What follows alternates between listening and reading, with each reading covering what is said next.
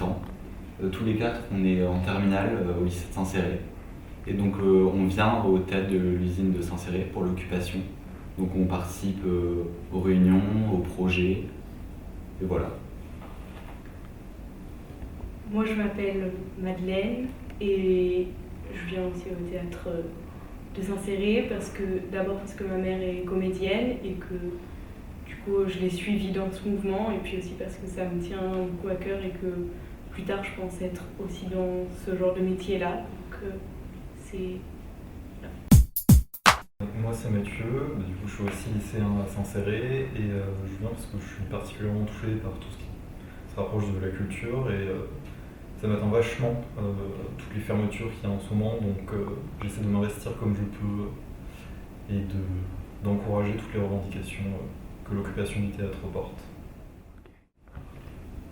Et moi c'est Louise, je suis aussi lycéenne et je viens à l'usine parce que mon père est comédien aussi, puis j'habite à côté et c'est tous les gens qui sont à l'usine, je les connais plus ou moins. C'est une manière pour moi de montrer mon soutien à tous ces gens avec qui j'ai grandi et que je connais très bien. Et voilà. Et vous, en tant que lycéen, qu'est-ce que ça change dans vos vies? Moi ça me fait penser que déjà dans le Lot on a une mobilité très réduite en tant que jeune, la voiture est vraiment indispensable. Et là, avec les nouvelles restrictions, la limite des 10 km, les gens qui voulaient faire du stop pour aller à la gare de Bretenoux ou de Gramma par exemple, déjà les gens ne prennent plus à cause du Covid, s'ils ont peur. Et en plus, il nous faut une attestation, quoi. Donc on ne peut plus bouger, on ne peut plus voir d'amis, tout le monde habite dans des petits patelins qui sont juste à côté de la ville, donc une certaine solitude. Voilà. C'est vraiment devenu le métro boulot dodo de la campagne, quoi. Enfin, c'est le lycée, on rentre chez nous, on fait le devoir ou pas si on en a. Généralement on en a parce qu'en plus on est en terminale et c'est assez chargé. Et en plus on vit une réforme en ce moment du bac, donc ça rajoute encore plus de la complexité. C'est juste du stress constant. Et puis après quand on n'a pas cours parce qu'on est en distanciel, par exemple on a eu une période où on était une semaine sur deux en distanciel, on pourrait croire que c'est des semaines de vacances.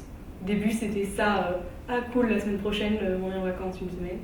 Puis après on arrive dans la semaine et c'est juste du stress constamment. Et c'est soit on travaille, soit on culpabilise de ne pas travailler, soit juste c'est horrible. Voilà. Et en plus, ceux qui avaient des petits boulots à côté, on les perd.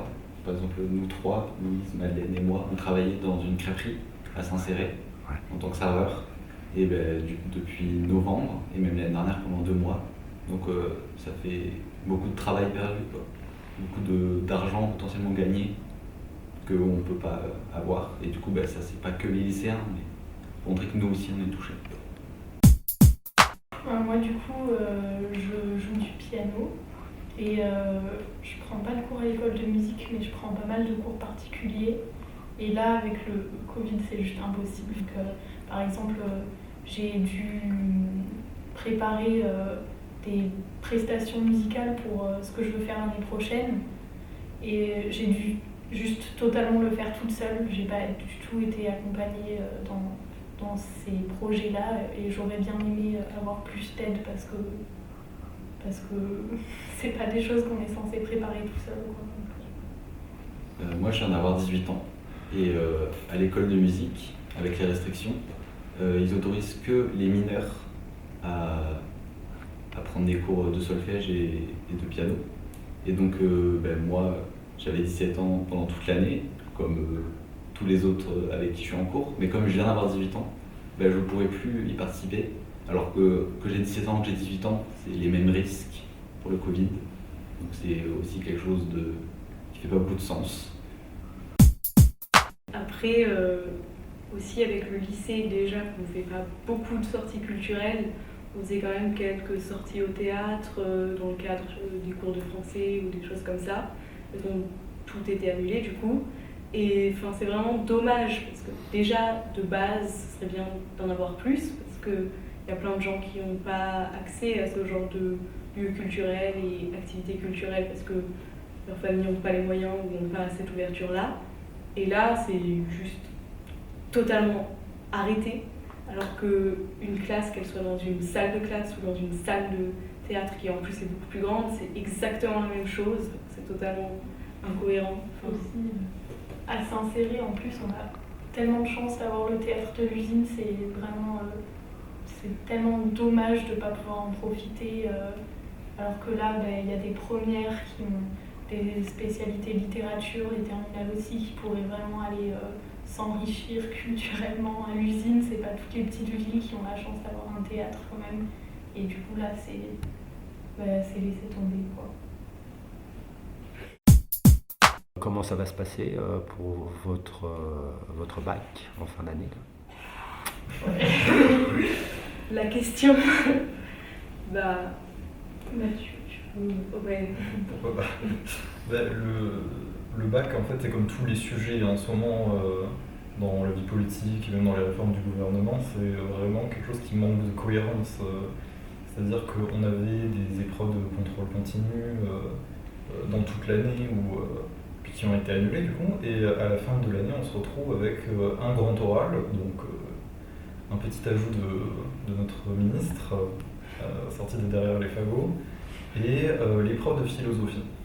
Donc là, la philosophie, c'est une matière qu'on découvre en terminale, enfin, pour les gens qui ne faisaient pas la spécialité philosophie au lycée ou en première.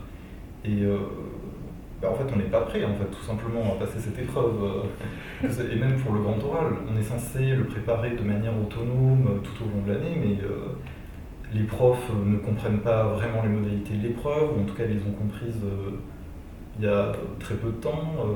En tout ça, ça semble juste incohérent, et puis on parle de mesures sanitaires au lycée, enfin, ça complique tout l'agenda en fait, de l'année, mais en même temps ça ne fait pas grand sens, parce que je sais que dans des établissements pas loin, il y a des lycées où il y a plusieurs cas déclarés par classe, et c'est pas pour autant qu'ils ferment les classes. Et pourtant, on nous bassine que oui, blablabla, c'est toute cette instabilité qui est vraiment très perturbante, et c'est super mal géré, et en tant que lycéen, nous, on n'a pas de poids en fait face à ça. Et donc c'est juste frustrant de subir ce genre d'incompétence. Et aussi, il y a une chose à dire. Il y a aussi une inégalité pour les épreuves du bac, parce qu'il y a certains lycées qui ont fermé très très peu, le minimum, que ceux où c'était obligatoire dans toute la France. Et il y en a où au contraire, il y a des lycées qui ont fermé beaucoup plus parce qu'ils avaient des cas ou juste parce qu'ils voulaient fermer par précaution. Du coup, ça fait qu'il y en a qui ont perdu 2 mois, voire plus, de vrais cours, où il y en a qui en ont perdu beaucoup moins. Donc c'est injuste de garder une épreuve, je pense, dans ces conditions. Aussi, comme je disais tout à l'heure, il y a une réforme du bac. Déjà de base, cette réforme, personne ne la comprend réellement, les profs sont totalement perdus. Et vraiment, je me demande même s'il n'y avait pas eu le coronavirus, comment on aurait fait pour passer le bac avec cette réforme, parce que c'est vraiment pas clair du tout. Comme l'épreuve de grand oral, on ne comprend pas réellement. Et là, en plus, le coronavirus, c'est juste, ça n'a pas de nom tellement, c'est du non-sens en fait. On est complètement perdu.